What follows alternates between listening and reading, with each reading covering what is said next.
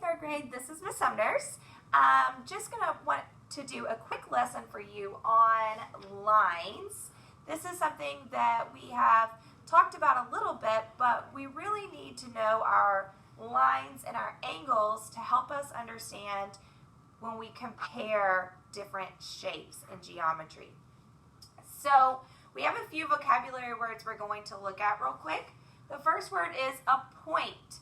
We know what a point is. It's an exact location. We see points on number lines, and points make up our different shapes.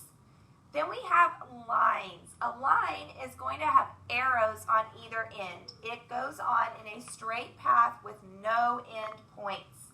A line can go in a lot of different directions, but it's going to keep going on both ends.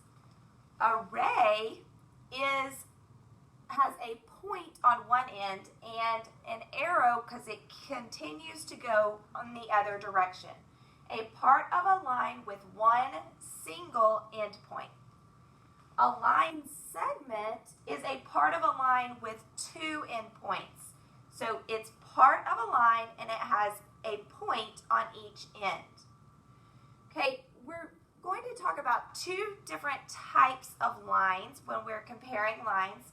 We have parallel lines, which means that the lines will never intersect or touch each other.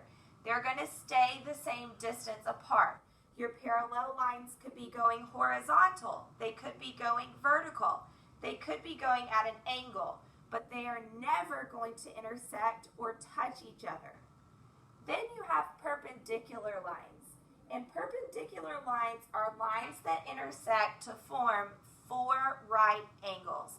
This is where those lines make that L shape. They come and they make the letter capital L, okay? So here is an example of perpendicular lines where we put the square in the corner just to help us see that it is making that square corner, that L 90-degree angle. Okay, so these are some vocabulary words that you will use when you are working with geometry and comparing quadrilaterals and other types of shapes.